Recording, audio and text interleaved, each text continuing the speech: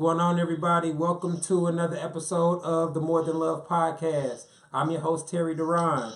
And I'm your co-host, Jay Bavo. Today's episode is sponsored in part by Old Heads Apparel. You can go check them out at oldheadsapparel.com. That's OLHEADZ apparel.com. What's going on, Jay? Not much, man. Ready to get in some good games tonight. Yeah, man, we got a pretty interesting topic tonight. Tonight, we're going to be discussing domestic violence. We'll be talking about signs of potential domestic violence situations, how people end up in those type of predicaments, and we'll also be discussing the Fabulous and Emily B situation that has went viral with their domestic violence situation.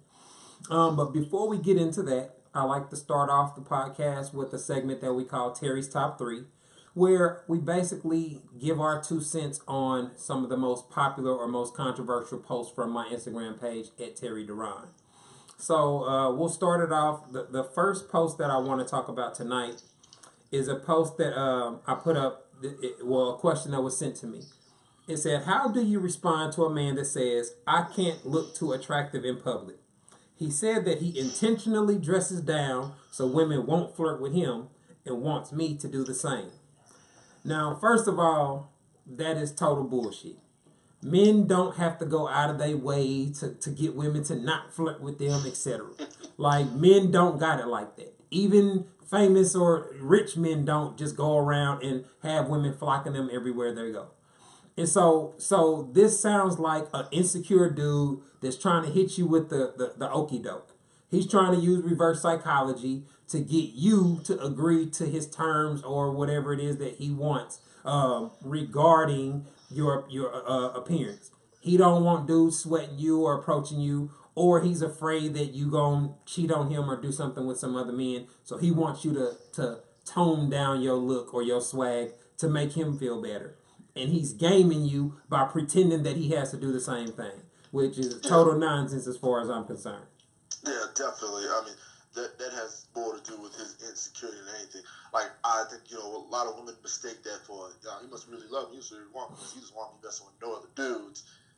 And so a lot of women mistake that. Yeah, man, a lot of people feel like jealousy is the way that you can tell if somebody really wants you or not.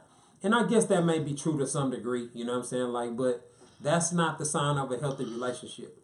Somebody that is like he's just being, he wants to be controlling. Exactly. And that's usually a lot of insecure guys do that. Yeah, I mean, because somebody that's secure in themselves and used to dealing with attractive women, you expect men to notice your girl. You expect dudes to check out your woman. You know what I'm saying? Like, so as long as she's behaving in a way that respects you in your relationship, it just show you got good taste. Like, that's naturally going to happen. And so if you got a man that you are trying to get your woman to go out of her way to not be attractive, to not be beautiful, man, that's not a healthy energy to get yourself involved with, ladies. You know what I mean? Because a man that's secure in himself and his relationship is never going to tell you to do that. Now, let's provide a little bit of clarity. If you are dressing like a thought and you going out with your tits out and your ass out and your man is trying to get you to tone down your tits and your ass, that's completely different than a man telling you he don't want you to just be dressed cute. He don't want you to wear fly clothes. He don't want you to have the latest outfits.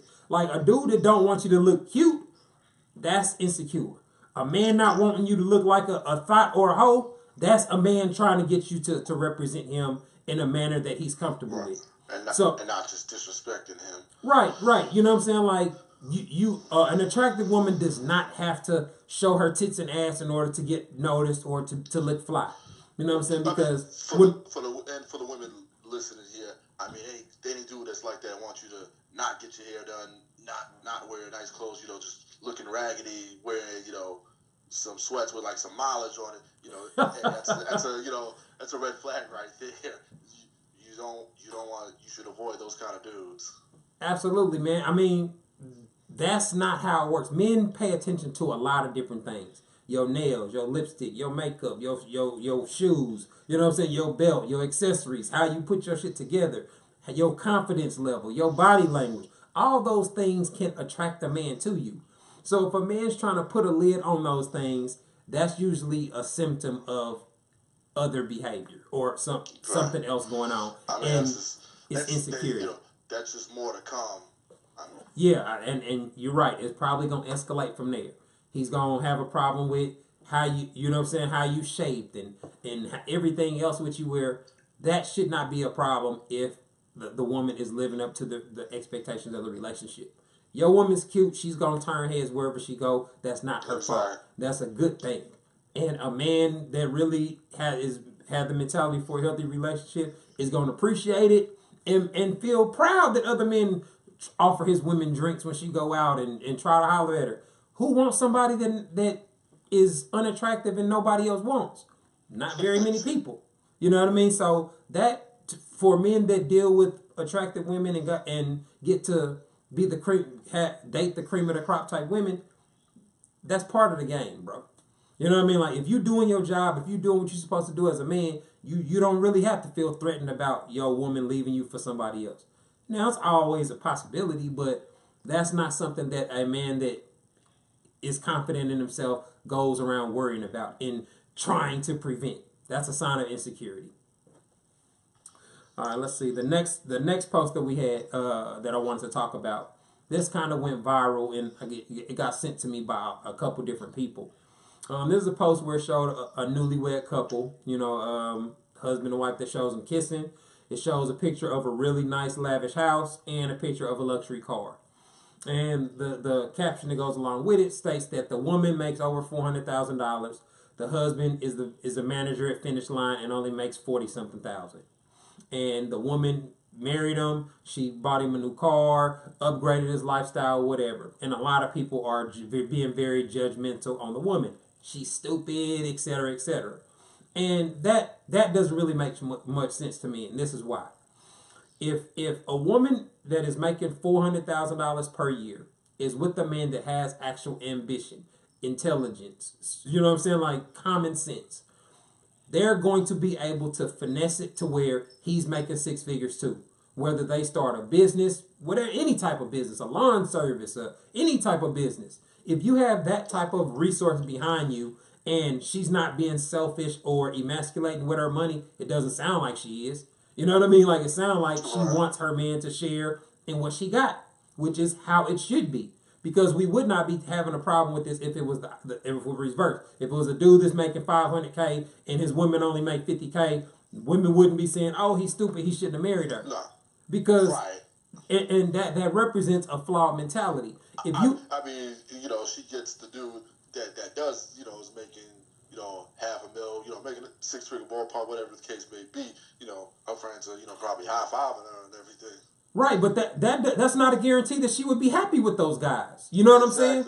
Like, so I mean, what kind of money he makes? Like I said, it's no requisition for a healthy relationship or a good relationship or a marriage that's gonna last. There, he says, "I'll tell you, there's a bunch of fuck boys making six figures." I mean, exactly. How many celebrities we see that making all this money aren't good husbands, aren't good fathers. Exactly, and so a woman that equates how much a man makes with whether he's a quality man or not, she has a flawed perspective and evaluation system on men. She's going to struggle with dating because she's judging the how much money he makes. The gold, it doesn't necessarily mean she's a gold digger, but that's definitely part of the gold digger's mentality. They want to be with a dude just because he make a lot of money. Where that doesn't make much sense, because if a woman is making $400K each year and she's with a man that has ambition, she could put him in a position to be making more money than she make. Exactly. You know what I mean? Like just because you start out one way, don't mean that that's how the relationship will stay. If y'all build each other and y'all actually grow. Yeah, I think what's rather astute here is, they don't know what his ambition is. They don't know what his plan is. 5 years, 10. Exactly. He might have a 5-year plan and say, okay, he's making $40K now. He might have a plan to make $200K in the next 5 years. He might, maybe he's saving his money somewhere. He's responsible with his money. He's trying to start his own business or something. It shows the negative perception and the negative assumptions that a lot of women make about men. You know what I'm saying? Like, no other factors. The dude's managing the store. You know what I'm saying? It's not like he's the one out there just at the bare minimum. At least, or something, you know? right? You know what I'm saying? So to think that he won't be able to capitalize off a woman in that tax bracket, because think about it. That he's married a woman that make $400K a year, so she's a doctor or something significant, right? Her network and her circle of friends is going to become his network. You know what I mean? So exactly. So if you hang out with 9 people that make 6 figures, you're gonna be the 10th person to make 6 figures. Yep. If you handling your business and doing what you're supposed to do. If you're actually absorbing the information from the people that you click up with. And so that just goes to show you how a lot of women perceive things so inaccurately, and they base their dating strategy on flawed information. And that's why you see a lot of the results that you get with women in dating. Because they do things like judge men based off whether they think he's faithful or not, or whether or not he got money, or good dick. You know what I'm saying? Like, and none of those things equate to being a good man. Right. A lot of times, for what it's worth, they're taking advice from like single friend or the friend that's miserable in their relationship, because their relationship or their dating life sucks, so they take advice from those women. And that's a bad move too. You know what I mean? Like, listening to somebody that's not successful at what you're trying to do never made sense to me. I'm not gonna go to financial advice from a broke person. I'm not gonna go ask an overweight fat dude to be my personal trainer. You know what I mean? Like, it's just common sense to me. I'm not about to go to somebody that at least is not presenting that they're successful as something to me and be asking them for advice. So that's just the way that I operate when it comes to those type of things. All right, so the last post that I wanted to talk about that got sent to me, it said, wait for the one. Wait for the one who simply adores you. The kind of person who brings out the best in you and makes you want to be a better person. The only person who will drop everything to be with you at any time, no matter what the circumstances. For the person who makes you smile like no one else ever has. Wait for the person who wants to show you off to the world because they are so proud of you. And most of all, wait for a person who will make you a priority because that's where you belong. Man, it's hard for me to even take posts like this serious, man. All right, but for the sake of, trying to help women understand why I laugh at stuff like this. First of all, there's no such thing as the one. When you talk about having a healthy relationship or a relationship that can last long term, it is based on compatibility. How compatible are you with this person on things that matter? Physical appearance, finances, family values, relationship goals, sexually compatible, etc. How do y'all communicate on a level where y'all have effective communication? Are y'all able to resolve problems? Or are y'all trying to outdo each other's pettiness and childish behavior? So that's what matters when it comes to being with somebody that you could potentially grow old with. And the reality is, most people desire the same. If the list of things that make a relationship rock or be sustainable is pretty easy to maintain.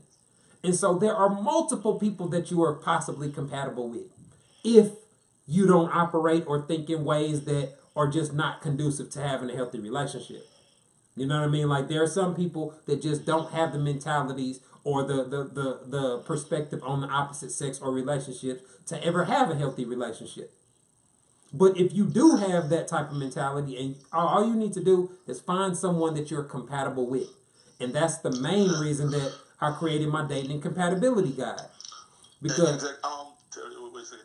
Like, I never understood this concept of the one. Like, what is this? Like, you just wake up one morning, you walk out somewhere, and there's somebody waiting for you. Like, I think women have this mistaken idea that there's just some nice shining armor waiting out there, just waiting to sweep you off your feet. That could be as far from the case. I mean, it's very fairy tale-ish. Yeah, it's fairy tale-ish for real. That's how it's presented, man. Like, a lot of women grow up fantasizing about their wedding and all that, man. Like, that's real. Like, they in high school picking wedding colors and stuff like that. You know what I'm saying? Like, I've never heard of dudes doing that. So that's part of this romanticized version of love that they have. I mean, the stuff that they're thinking of how they think it's supposed to work. This knight in shining only all just one. You know, you only see that in, Lifetime movies, Tyler Perry movies, and that's about it. Real life, it's not usually how it happens to you. Man, and that's why a lot of these women don't end up not finding, because there's billions of people in this world, and you're telling me there's just one person out there for you. That's it. Right, like that's significantly like believing in the one. Ultimately, what that is that's an excuse for anybody that you have any conflict with, because then all you gotta say is, "Oh, he wasn't the one." You know what I'm saying? Like, it never allows them or causes them to look at themselves and hold themselves accountable for why people don't want to date them. So they can just always say, "Well, nah, he didn't want to be with me because he's just not the one. He's just not the one." And so that's the cliche that they stick. They love these cliches that just don't make them hold themselves accountable, right? But let's get back to the post, because I wanted to break down some of the things in this post. Like, okay, so this is just another example of a woman that is focusing on things that do not matter at all and is making herself perfect prey for a fuckboy. The type of man that's going to come in and lie and deceive her, tell her exactly what she wants to hear, and see hearts floating from her fucking head, right? Okay, so she said one thing that was good. Somebody that brings out the best in you and wants to make you a better person. Great, that's cool. You want to be with somebody that you can grow with, that can motivate you, that can help push you to be better. That's cool. But then she just goes completely left. She expects somebody that will drop everything to be with you at any time, no matter what the circumstances. She's living in La La Land. No real responsible adult can just stop what they doing at any moment, at any time, for any reason, just because that girl wants their attention or wants their time. A woman that thinks that is setting herself up for major failure with any quality man.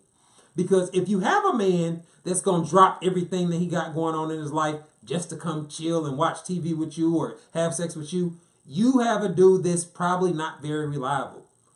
That is not the thought process and the behavior of men that have real careers.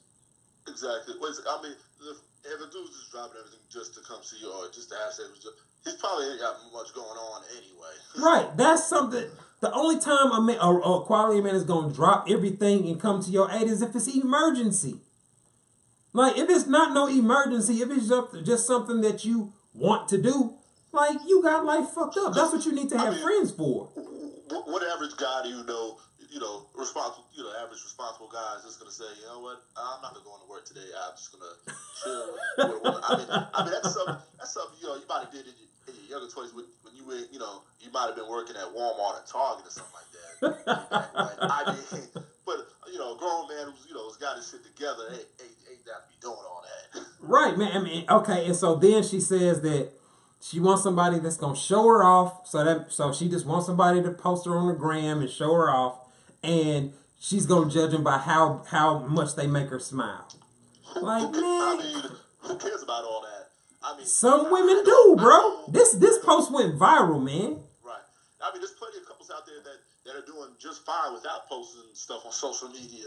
Man, a lot of people place weight on that stuff, man. Right. Take you, for example. You're a married man. I can count on one hand how many times, if you posted, stuff about your marriage or your woman on social media. I can count that on one hand in about, what, 3, social media, what, about 5 years on her birthday, you know what I'm saying, on our anniversary. Like, I don't need to get social media approval on what my life is like. Like, I see my life. But I think that's the problem, especially with a lot of these relationships. Like y'all relationships is gonna suck, and you're gonna live boring lives behind trying to get, validation, trying to get the instant gratification just based on social media. A lot of times it's not indicative of whose relationship is good or bad here.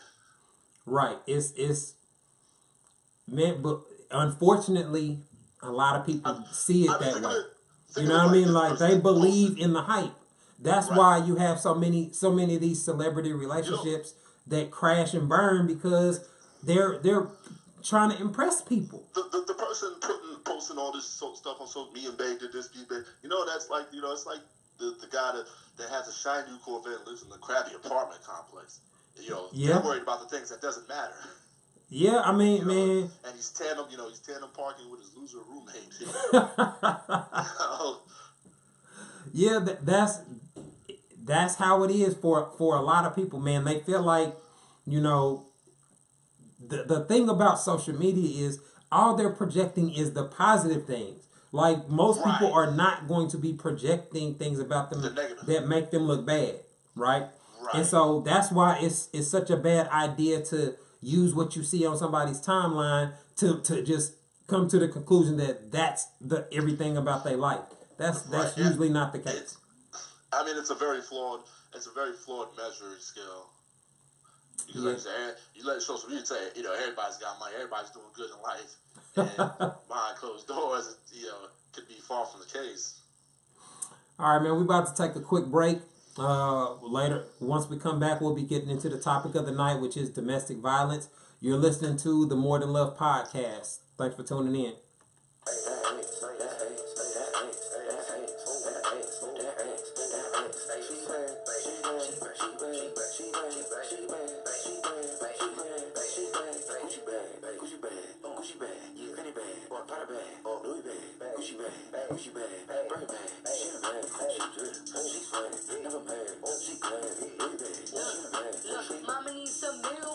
What's going on, everybody? You're listening to the More Than Love podcast. Shout out to Cardi B. I really love the album, Invasion of Privacy. Just giving her a plug because I like to support people that I really rock with. But on to a more serious note, tonight we're talking about domestic violence. So I wanted to just talk about some of the popular information about domestic violence. And when I was doing my research, I came up with some pretty mind-blowing statistics, all right, that I just wanted to share with the audience just to kind of shed some light on the topic. All right, so the first one is said, on average, nearly 20 people per minute are physically abused by an intimate partner in the United States. During 1 year, this equates to more than 10 million men and women. 1 in 4 women and 1 in 7 men have been victims of severe physical violence by an intimate partner in their lifetime. Like, 20 people per minute are dealing with this type of home personal situation. Like, it's a very serious issue. But with me being a man, not that men can't suffer from domestic violence. It's a lot less likely for a man to be living this type of lifestyle, right?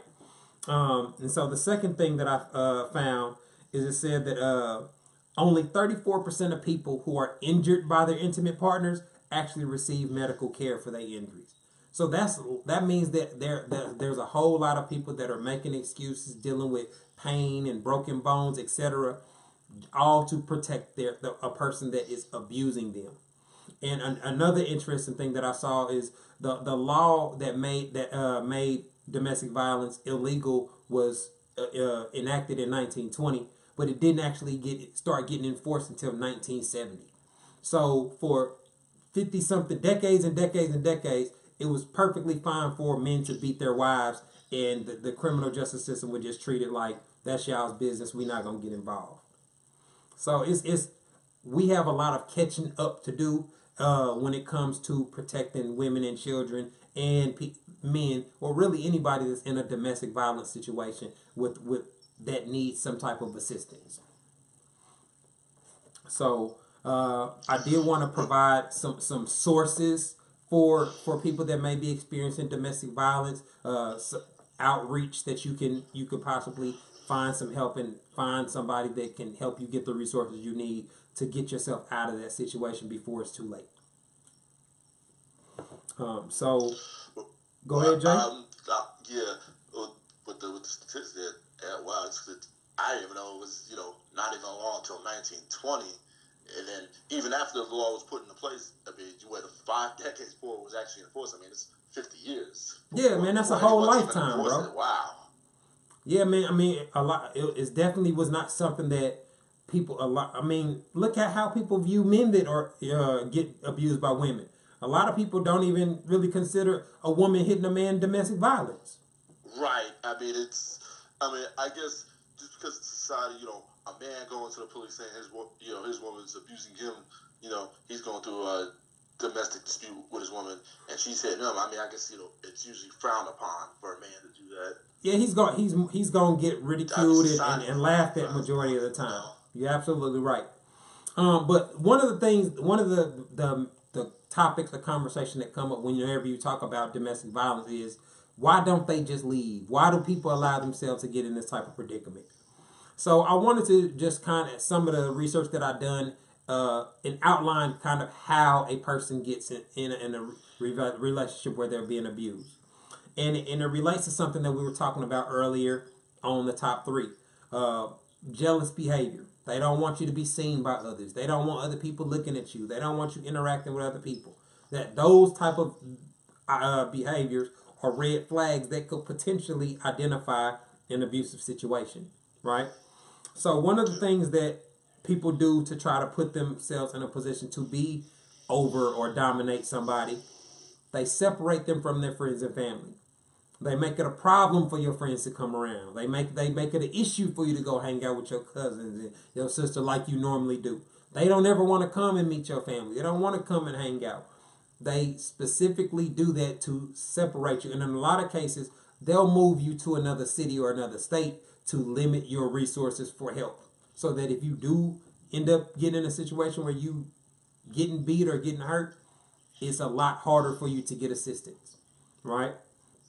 So other things that they do, that signs that build up to the domestic violence, they do things to humiliate or embarrass you, and first they're small, but then they start doing it in front of other people, doing things to ridicule you, make you feel bad about yourself, mentally torment you, right?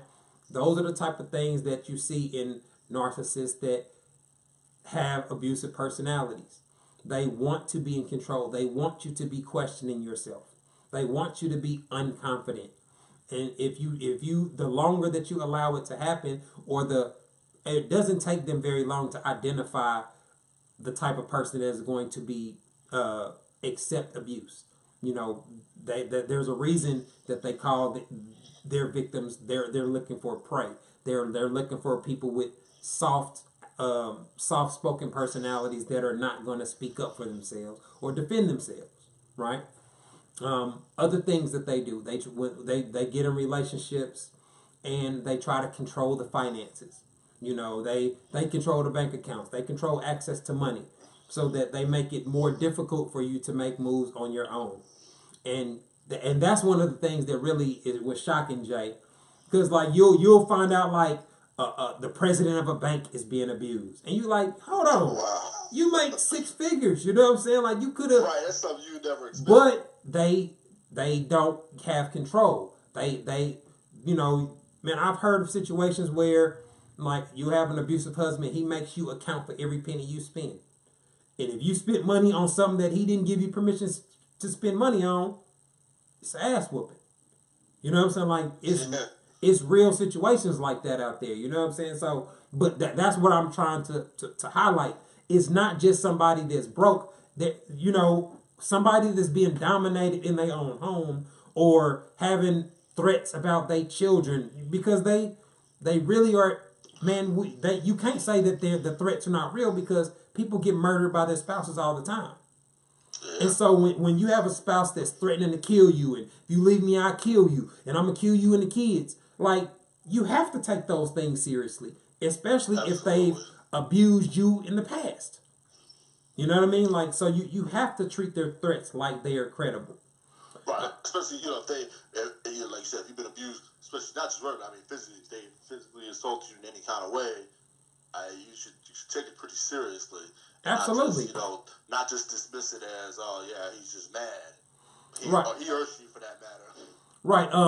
And so I just wanted to, those of you that are watching the podcast, the National Domestic Violence Hotline, you can find out more information about the topic, find assistance. Their website is www.thehotline.org. The hotline number is 1-800-799-SAFE. That's 1-800-799-7233. I also wanted to let you guys know about somebody that I followed. I met through Instagram, Chrissy Monroe. She's a domestic violence survivor, and she started a nonprofit organization to help other people deal with domestic violence. It's called Survive to Thrive Global, and their website is www.survivetothrivglobal.org. So those two resources, you can find a lot of information, a lot of resources to help for anybody that is personally dealing with it or know somebody that is. You can try to get them help before it's too late. Did you want to say something about the topic before we move on to the fabulous situation we're going to get into in a minute? I would say, for the women listening to this show, a guy putting his hands on you is never okay. If he's putting his hands on you first time, you should probably leave. You run away as fast as you can. I mean, it's probably just, a start of more problems to come from it. I don't think it's a situation where it gets better. Absolutely, man. If there's a first time, there's more than likely going to be a second. We're about to take a quick break. When we come back, we'll be talking about the domestic violence situation involving Fabulous and his child's mother, Emily B., from the reality show Love and Hip Hop. You're listening to the More Than Love podcast. We'll be back in a second. If I hit it one time, I'm a piper. If I hit it 2 times, then I like her. If I 3 times, I'm a wifer. It ain't safe for the black or the white girl. It ain't safe, it ain't safe, it ain't safe, it ain't safe. Tell your man pipe up, pipe up. Hey, hands from the safe, hey, face safe. My hands turn to a knife, hey. Yeah, put me and get some money and get some money. Hey, put me and get some money and get some money. All right, everybody, welcome back. You're listening to the More Than Love podcast. Tonight we are talking about domestic violence, and I wanted to give my 2 cents on the situation with Fabulous and his baby mama, Emily B. Reports came out that there was an altercation between them, and Fabulous ended up abusing her to the point where he knocked out her 2 front teeth.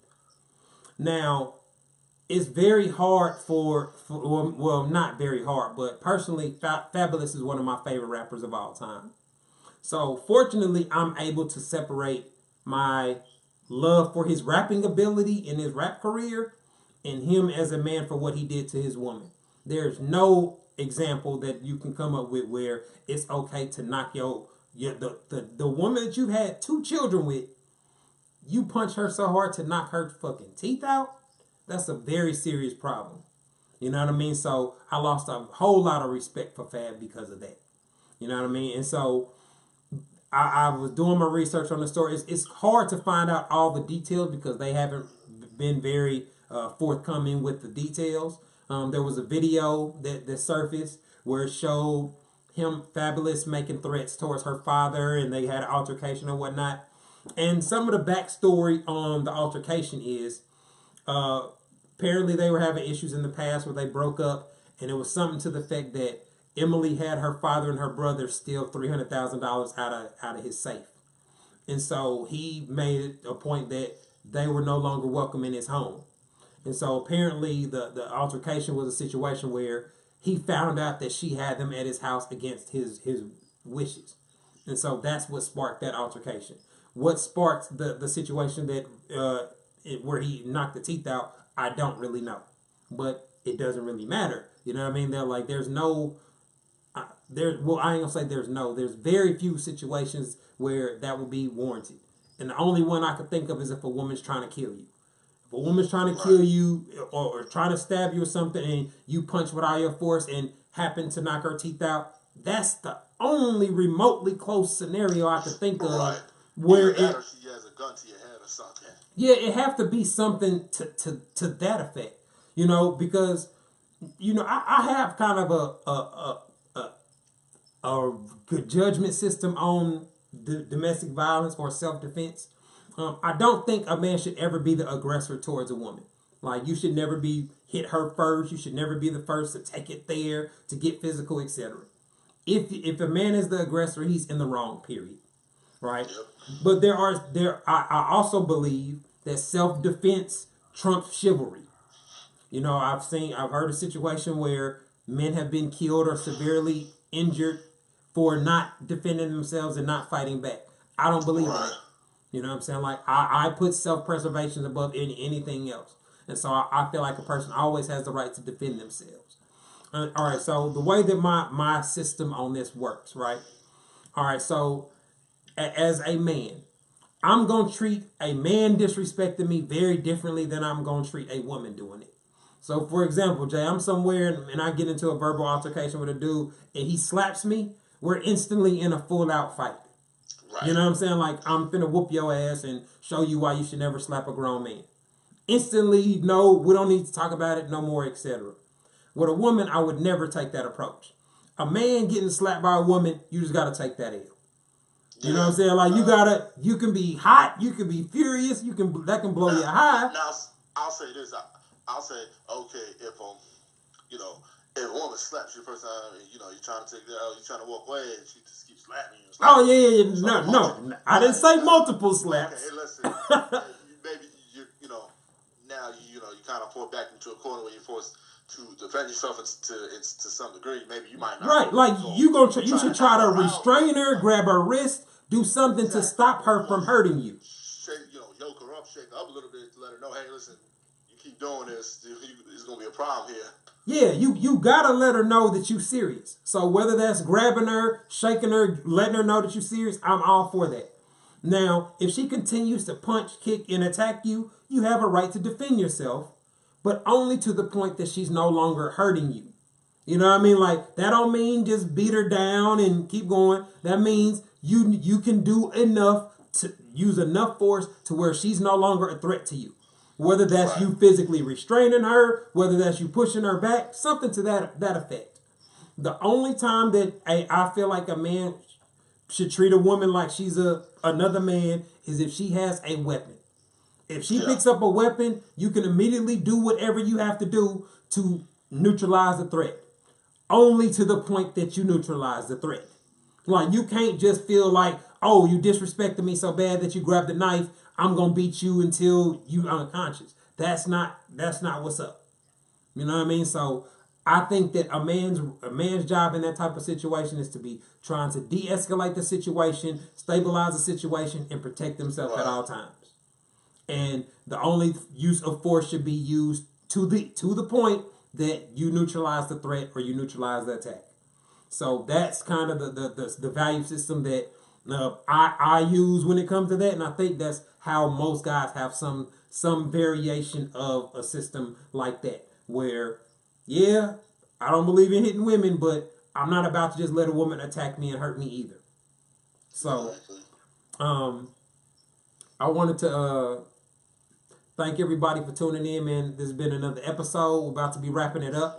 The podcast is now available at iTunes, Google Play. You can get it at podbean.com or wherever else you find podcasts. This has been episode 2. So, like I said, it's a video podcast, so you can either watch the show, or you can listen online. Listen to it on demand. Listen to it on your way to work. Listen to it while you're at your desk or whatever. You can reach us and just search for More Than Love Podcast. So, another great show here. Look forward to doing another one next week here. All right, man. Thanks for everybody. Thanks for tuning in. Peace. Thanks for tuning in.